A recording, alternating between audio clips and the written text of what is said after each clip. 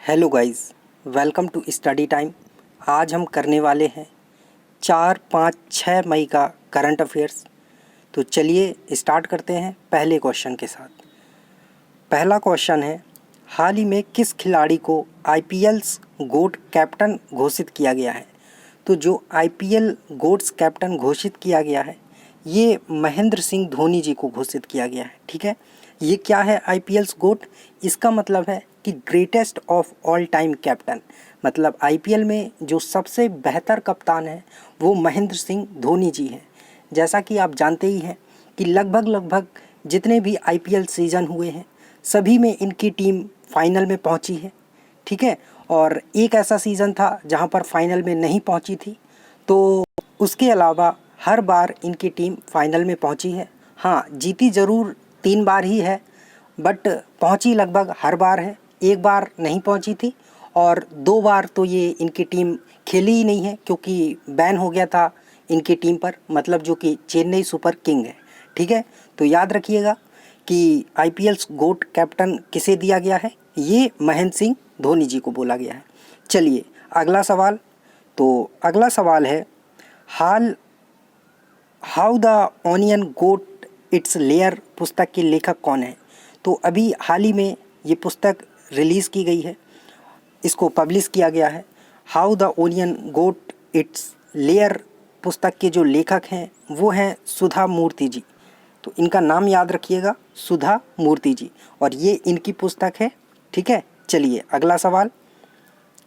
अगला सवाल है, विश्व टीकाकरण सप्ताह की थीम क्या है? तो अभी हाल ही में विश्व टीकाकरण सप्ताह मनाया गया है जो 24 अप्रैल से 30 अप्रैल तक था, और जो इसकी थीम रखी गई है वो है वैक्सीन्स वर्क फॉर ऑल। ठीक है, तो याद रखिएगा वैक्सीन्स वर्क फॉर ऑल, तो बी नंबर वाला सही होगा। ठीक है, वैक्सीन्स वर्क फॉर ऑल। जैसा कि आप अभी जान ही रहे हैं कि कोरोना वायरस की वजह से कितनी समस्या हो रही है हमारे देश को, हमारे देश क्या पूरे विश्व में समस्या है, तो उसकी वैक्सीन के लिए काम चल ही रहा है। तो हो सकता है ऐसे क्वेश्चन पूछ लिए जाएं। ठीक है, तो याद रखिएगा, मतलब ऐसे क्वेश्चन जो हेल्थ से रिलेटेड हो। तो चलिए अगला सवाल। अगला सवाल है, नाइबरहुड क्लासेस स्कीम किस राज्य ने शुरू की है? तो जो नाइबरहुड क्लासेस है ये स्कीम शुरू की है त्रिपुरा ने। ठीक है, याद रखिएगा त्रिपुरा। चलिए अगला सवाल। अगला सवाल है, budget transparency and accountability index में भारत की रैंक क्या है? तो जो बजट ट्रांसपेरेंसी है कि कितना ट्रांसपेरेंट रहता है हमारा बजट और कितना अकाउंटेबल है, ये नहीं कि बोल दिया कि हमने 30 लाख करोड़ दिया, 20 लाख करोड़ दिया, देश में इतना खर्च करेंगे, और पता चला कुछ भी किया ही नहीं। तो अकाउंटेबल भी होना ज़रूरी है। तो उसमें जो हमारी रैंक है वो 53 है। ठीक है, याद रखिएगा 53rd, और ये 117 देशों का सर्वे हुआ था, उसमें से जो निकल कर आया है कि हमारा देश 53वें नंबर पर है अगर बजट ट्रांसपेरेंसी की बात करें और अकाउंटेबिलिटी की बात करें हमारे देश की। ठीक है, चलिए अगला सवाल। अगला सवाल है, हाल ही में किस राज्य के सैफरॉन को जीआई टैग प्रदान किया गया है? तो जैसा कि आप जानते ही हैं, ज़्यादातर जो सैफरॉन है वो कश्मीर से ही आता है। ठीक है, जो 80% के लगभग सैफरॉन है वो कश्मीर से ही आता है। तो कश्मीर का जो सैफरॉन है उसे ही हाल में जीआई टैग प्रदान किया गया है। 20% के लगभग हिमाचल प्रदेश और उत्तराखंड से भी आता है, लेकिन जो ज़्यादातर हिस्सा है सैफरॉन का ये कश्मीर से ही आता है, और वहाँ के ही जो सैफरॉन है उसको जीआई टैग प्रदान किया गया है। चलिए अगला सवाल। अगला सवाल है, इंटरनेशनल फायर फाइटर्स डे किस तिथि को मनाया जाता है? तो फायर फाइटर्स डे जो मनाया जाता है ये हर साल 4 मई को मनाया जाता है। ठीक है, याद रखिएगा 4 मई को। और जो फायर फाइटर्स हैं इन सब की हमें प्रशंसा करनी चाहिए कि अगर कैसे भी आग लग जाती है या कुछ भी हो जाता है तो ये तुरंत पहुंच जाते हैं हमारी मदद के लिए, है ना। और इनकी इसी काम को लेकर इनकी जागरूकता बढ़ाने के लिए कि लोग अवेयर हों, है ना, कि ये हमारे लिए कितना काम करते हैं, तो इसके लिए इंटरनेशनल फायर फाइटर्स डे मनाया जाता है। ठीक है, चलिए अगला सवाल, हाल ही में किस बैंक ने हम हार नहीं मानेंगे गाना लॉन्च किया है? तो अभी हाल ही में HDFC, ठीक है, याद रखिएगा, HDFC ने ऐसा ये गाना लॉन्च किया है कि हैशटैग हम हार नहीं मानेंगे। और जो ये गाना है, ये इसको संगीत जो दिया था वो दिया था AR रहमान ने, और इसको लिखा था प्रसून जोशी ने, ठीक है।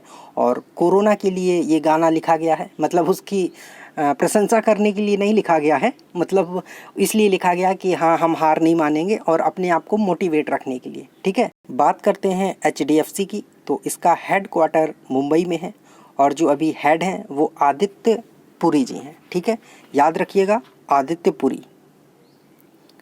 चलिए अगला सवाल है, हाल ही में किस भारतीय पत्रकार को 2020 पुलित्जर पुरस्कार के लिए सम्मानित किया गया है? तो अभी जो इस साल का पुलित्जर प्राइज़ दिया गया है, ये इन तीनों लोगों को दिया गया है, ठीक है, याद रखिएगा। तो इसका आंसर होगा सभी, मतलब दार यासीन जी, मुख्तार खान और चन्नी आनंद, इन तीनों लोगों को ये सम्मान 2020 का पुलित्जर पुरस्कार ये दिया गया है। और लॉकडाउन में कवरेज करने के लिए इन्हें, कि इन्होंने इतना अच्छा वर्क किया है, लॉकडाउन के दौरान कवरेज किया है जो इन्होंने, उसके लिए, उसके इस काम के लिए इन्हें सम्मानित किया गया है, ठीक है। चलिए अगला सवाल, तो नाम याद रखिएगा इनका, दार यासीन, मुख्तार खान और चन्नी आनंद, इन तीनों लोगों को इस साल का पुलित्जर पुरस्कार दिया गया है। चलिए अगला सवाल, नाम शिखर सम्मेलन 2020 की थीम क्या है? तो अभी नाम शिखर सम्मेलन हुआ था, और ये ऑनलाइन ही किया गया था, वर्चुअली किया गया था। तो इस साल की जो इसकी थीम रखी गई है, ये यूनाइटेड अगेंस्ट कोविड-19 रखी गई है, ठीक है, याद रखिएगा, यूनाइटेड अगेंस्ट कोविड-19। और ये इम्पॉर्टेंट इसलिए हो जाता है क्योंकि मोदी जी ने इसमें पार्टिसिपेट किया था, और जो इसका अध्यक्ष राष्ट्र था, मतलब जिसने अध्यक्षता की है, वो अजरबैजान था, ठीक है। और ये अंतर्राष्ट्रीय एकजुटता को बढ़ाने के लिए, कि हम सब एक होकर कोरोना से लड़ें, जो कोविड-19 है उससे लड़ें, तो इसलिए इसको वर्चुअली किया गया है, ठीक है। और मोदी जी ने इसमें पार्टिसिपेट किया है, जैसा कि अभी मैंने पहले बताया ही है। तो इसकी जो थीम है याद रखिएगा, यूनाइटेड अगेंस्ट कोविड-19। चलिए नेक्स्ट, अगला जो सवाल है, इंटरनेशनल डे ऑफ मिडवाइफ किस तिथि को मनाया जाता है? तो जो इंटरनेशनल डे ऑफ मिडवाइफ है, मिडवाइफ को आधी वाइफ मत समझ लीजिएगा, मिडवाइफ मतलब जो होती है ना आशा कार्यकर्ता जिनको बोलते हैं, या फिर जो जब प्रसव होता है तो जो दाई होती है जो प्रसव करवाती है, उसको मिडवाइफ बोला जाता है, ठीक है। तो उनके लिए जो ये दिन है कि उनके प्रति सम्मान हो, है ना, वो क्या काम करती हैं उसके लिए जागरूकता बढ़ाने के लिए ये दिन मनाया जाता है, इंटरनेशनल डे ऑफ मिडवाइफ। और ये हर साल 5 मई को मनाया जाता है, ठीक है, याद रखिएगा 5 मई। और जो इस साल की थीम रखी गई है वो है celebrate, demonstrate, mobilise, unite our, 1 minute, our time is now, ठीक है, याद रखिएगा, celebrate, demonstrate, mobilise, unite, our time is now. तो ये इस साल की थीम रखी गई है। चलिए अगला सवाल है, वर्ल्ड हैंड हाइजीन डे किस तिथि को मनाया जाता है? तो जो वर्ल्ड हैंड हाइजीन डे है, ये हर साल, ये भी 5 मई को ही मनाया जाता है, ठीक है, याद रखिएगा, ये भी 5 मई को ही मनाया जाता है। और ये क्वेश्चन इसलिए इम्पॉर्टेंट हो जाता है क्योंकि कोरोना की वजह से WHO ने भी बोला है कि अपने हाथ को हर 20 मिनट बाद धोते रहिए, साबुन से धोइए, किसी भी चीज़ से धोइए, लेकिन हर 20 मिनट बाद अपने हाथों को साफ़ करते रहिए, ठीक है। तो इसलिए ये वर्ल्ड हैंड जो हाइजीन डे है ये इम्पॉर्टेंट हो जाता है। और इस साल की जो इसकी थीम है वो है save lives, clean your hands, अपनी जो जान है वो बचा लीजिए या बचाइए। कैसे बचाएंगे आप? जब आप अपने हाथ साफ रखेंगे। और एक चीज़ मैं यहाँ पर आपको बता दूँ कि आपके हाथ तो फिर भी बहुत साफ़ होते हैं, लेकिन जो एक ऐसी चीज़ है जो आपके पास लगभग 24 घंटे में से किसी के पास तो 12 घंटे, 15 घंटे, लगभग हर व्यक्ति यूज़ करता ही उसको, और वो इतना गंदा होता है, इतना गंदा होता है, बिलीव नहीं करेंगे कि उसमें कितने कीटाणु होते हैं। वो होता है हमारा मोबाइल। क्योंकि हम कुछ भी कर रहे हों, कहीं भी हाथ टच किए हों, कहीं भी आ रहे हों, कहीं भी जा रहे हों, कुछ भी टच कर रहे हों, बट फ़ोन अपना लगातार टच करते ही रहते हैं, छूते रहते हैं। या फ़ोन रख लिया, फिर हमने कुछ टच किया, कोई काम कर रहे हैं, फिर अपना फ़ोन देखे, तो फ़ोन हमारा इतना गंदा हो जाता है कि इसको ना तो हम साफ़ कर सकते हैं कि हम कोई सैनिटाइज़र से इसको साफ़ कर दें, या फिर ना ही हम इसको धो सकते हैं कि साबुन लगा के धो दिए, है ना। हाँ, एक चीज़ हो सकता है कि आप इसको, या तो फिर आप इतने पैसे हों आपके पास कि आप एक जो सैनिटाइज़र आता है, मतलब सैनिटाइज़ करने के लिए मोबाइल के लिए जो मशीन बनी है वो लाइए। तो इतना पैसा तो नहीं है ना। तो हम एक चीज़ कर सकते हैं कि हमारे पास जो सैनिटाइज़र होता है हम इसका यूज़ कर सकते हैं। और कैसे कि रुमाल वगैरह में लेकर इसको हल्का हल्का पोंछ सकते हैं, जिससे ख़राब भी ना हो और हल्का हल्का कुछ तो हो ही जाएगा ना। ऐसा तो है नहीं कि कुछ नहीं साफ़ होगा, हल्का फुल्का कुछ तो साफ़ कर ही सकते हैं। तो अगर जब अपने हाथ साफ़ कर रहे हैं तो दिन में एक बार अपने फ़ोन को भी क्या किया, साफ़ कर लिया, ठीक है, सैनिटाइज़र से अच्छे से, रुमाल में लेकर या किसी भी साफ़ कपड़े में लेकर, ठीक है। चलिए, तो थीम याद रखिएगा, जो वर्ल्ड हैंड हाइजीन डे है, ठीक है। तो इसकी जो थीम है वो है save lives clean your hands. चलिए अगला सवाल, और ये हर साल 5 मई को मनाया जाता है। चलिए अगला सवाल है, विश्व अस्थमा दिवस किस तिथि को मनाया जाता है। तो जो विश्व अस्थमा दिवस है ये भी हर साल 5 मई को मनाया जाता है, ठीक है। तो याद रखिएगा, जो विश्व अस्थमा दिवस है, हैंड सैनिटाइज जो या फिर वॉश करने के लिए जो अभी डे है, जो अभी आपको यहाँ बताई है, हैंड हाइजीन डे, है ना। और इसके पहले अभी एक और बताया है, इंटरनेशनल डे ऑफ मिडवाइफ। तो ये तीनों 5 मई को ही होते हैं, ठीक है। तो आप रिलेट भी कर सकते हैं तीनों को, कोई ट्रिक बनाकर भी रिलेट कर सकते हैं कि तीनों एक बार में ही याद हो जाएं, ठीक है। तो जो विश्व अस्थमा दिवस है ये भी हर साल 5 मई को मनाया जाता है, ठीक है, याद रखिएगा 5 मई। और ये हर जो मई का पहला मंगलवार होता है उसको मनाया जाता है ना। तो हर साल चेंज होता रहता है, ऐसा नहीं है कि हर साल 5 मई को ही मनाया जाएगा। जो पहला मंगलवार होगा मई का उसको ये मनाया जाता है। और जो इसकी इस बार की थीम रखी गई है वो है इनफ अस्थमा डेथ, ठीक है, इनफ अस्थमा डेथ। चलिए अगला सवाल, अगला सवाल है, हाल ही में किसने कोविड-19 कथा मल्टीमीडिया गाइड लॉन्च की है। तो अभी जो हाल ही में मल्टीमीडिया गाइड जो कोविड-19 कथा है ये डॉक्टर हर्षवर्धन जी ने की है, ठीक है, याद रखिएगा, डॉक्टर हर्षवर्धन जी, इन्होंने ये इसको लॉन्च किया है। और इसे विज्ञान एवं प्रौद्योगिकी विभाग जो है उसके 50वें स्थापना दिवस के अवसर पर इसको लॉन्च किया गया है, ठीक है। चलिए अगला सवाल, अगला सवाल है, हाल ही में किसने आई फॉर इंडिया कंसर्ट शुरू किया है। तो जो आई फॉर इंडिया कंसर्ट है ये फेसबुक ने शुरू किया था, ठीक है, याद रखिएगा फेसबुक। और ये एक home to home fundraiser concert था, ठीक है, कि इससे हम फंड रेज़ करेंगे और कोविड-19 के जो लोग हैं उनकी हेल्प के लिए, ठीक है। और इसमें बॉलीवुड के जो बड़े बड़े सितारे हैं उन सब का सहयोग लिया गया था।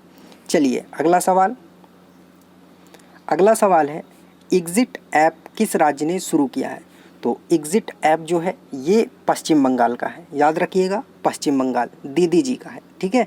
और दीदी जी ने ये इसलिए किया है कि अगर आप पश्चिम बंगाल में फंस गए हैं और किसी अन्य राज्य के हैं, आप वापस जाना चाहते हैं, मज़दूर हैं या जो भी है, तो आप इस एग्ज़िट ऐप में अपना रजिस्ट्रेशन कराइए, है ना, और जानकारी दीजिए, तो हम आपको आपके राज्य में पहुंचाएंगे। तो जो भी दूसरे राज्यों के फंसे हुए मज़दूर हैं उनको वापस भेजने के लिए ये ऐप शुरू किया गया है। चलिए अगला सवाल, अगला सवाल है, हाल ही में किसे अमेरिका ने IBRD में अपना प्रतिनिधि नियुक्त किया है। तो अभी IBRD में अपना जो प्रतिनिधि नियुक्त किया है ये अशोक माइकल पिंटो जी को किया है, नाम याद रखिएगा, अशोक माइकल पिंटो। और ये इंडियन अमेरिकन एडवोकेट हैं, इसलिए हमारे लिए और भी ज़्यादा इम्पॉर्टेंट हो जाता है। और एक चीज़ आपको पता होना चाहिए कि ये IBRD क्या है। तो जो वर्ल्ड बैंक है वो कोई एक वर्ल्ड बैंक होता नहीं है, दिखता नहीं है, ये IBRD प्लस जो IDA है, ठीक है, याद रखिएगा, IBRD और प्लस जो IDA है इनको मिला के क्या बनता है, वर्ल्ड बैंक बनता है, ठीक है, याद रखिएगा। ये दोनों जब मिलते हैं तब इसको वर्ल्ड बैंक बोला जाता है। ठीक है, चलिए तो बात करते हैं वर्ल्ड बैंक की। तो इसका जो हेड क्वार्टर है वो वाशिंगटन में है, और जो अभी इसके हेड हैं वो डेविड रॉबर्ट मालपास हैं। तो ट्रिक से आप याद रख सकते हैं कि माल मीन्स जानते ही हैं क्या होता है, पैसा। तो किसके पास है माल ज़्यादा? वर्ल्ड बैंक के पास ही है। तो याद रखिएगा इनका नाम डेविड रॉबर्ट मालपास। और जो इनकी टैग लाइन है वो है working for a world free of poverty. चलिए अगला सवाल। अगला सवाल है, साल 2020 का यंग कैरियर अवार्ड किसने जीता है? तो जो इस साल का यंग कैरियर अवार्ड है ये सौरभ लोढ़ा जी ने जीता है। ठीक है, सौरभ लोढ़ा। और इन्होंने नैनो साइंस एंड टेक्नोलॉजी पर वर्क किया है, इसके लिए इन्हें ये दिया गया है। और ये IIT बॉम्बे के प्रोफेसर हैं। नाम याद रखिएगा इनका, सौरभ लोढ़ा। और इन्हें क्या मिला है? 2020 का यंग कैरियर अवार्ड से सम्मानित किया गया है। चलिए अगला सवाल। अगला सवाल है, नौसेना के ऑपरेशन समुद्र सेतु के तहत किन 2 जहाज़ों को भेजा गया था? तो अभी ऑपरेशन समुद्र सेतु से क्या हुआ है कि जो भी विदेशों में हमारे लोग फंसे हुए हैं उनको वापस लाने के लिए ये अभियान शुरू किया गया था, समुद्र सेतु। नाम भी याद रखिएगा आप, समुद्र सेतु। और इसके लिए जो हमारा INS जलाश्वा है और ILS मगर है, इन दोनों को भेजा गया था। ठीक है, तो करेक्ट आंसर होगा A+B बोथ। INS जलाश्वा और INS मगर, इन दोनों को भेजा गया था। और जो भी कोविड-19 की वजह से विदेशों में फंसे हैं भारतीय, मतलब आइलैंड नेशन में, ठीक है, तो उसके लिए उनको वापस लाने के लिए ये ऑपरेशन लॉन्च किया गया है। ठीक है, चलिए अगला सवाल। अगला सवाल है, हाल ही में किसे एशिया ओशियाना जोन से फेड कप हार्ड अवार्ड के लिए नॉमिनेट किया गया है? तो ये सानिया मिर्ज़ा जी को किया गया है। ठीक है, नाम याद रखिएगा, सानिया मिर्ज़ा, इनको किया गया है। और ये ऐसी फर्स्ट इंडियन है जिन्होंने इस अवार्ड को पाया है। ठीक है, चलिए अगला सवाल। तो इनको ये मिल भी गया है, अभी जब मैं ये वीडियो बना रहा हूँ तो इनको ये अवार्ड सम्मानित भी कर दिया गया है इनको। चलिए अगला सवाल। अगला सवाल है, Shivaji in South Block the unwritten history of proud people book का लेखक कौन है? तो जो ये बुक है ये गिरीश कुबेर जी ने लिखी हुई है। नाम याद रखिएगा, गिरीश कुबेर। ठीक है, a new book on Maharashtra history and evolution. तो ये बुक जो है ये महाराष्ट्र का कैसे, उसका क्या हिस्ट्री है, कैसे उसका इवोल्यूशन हुआ, इसलिए लिखी गई है ये बुक। ठीक है, उस पर लिखी गई है। और 1 मई को ये लॉन्च की गई है, 1 मई को। और गिरीश कुबेर जी ने इसको लिखा हुआ है, इसके लेखक हैं, तो याद रखिएगा। सो थैंक यू गाइस, ये था हमारा आज का करंट अफेयर्स सेशन। और PDF आप हमारा टेलीग्राम चैनल ज्वाइन कर लीजिए, daily the Hindu current affairs, और वहाँ पर आपको PDF प्राप्त हो जाएगी। चलिए बात करते हैं लास्ट वीडियो के आंसर की। तो लास्ट वीडियो का जो क्वेश्चन था कि हाल ही में कौन सा राज्य वर्चुअल कोर्ट शुरू करने वाला देश का पहला राज्य बन गया है? तो इसका सही आंसर होगा उत्तर प्रदेश।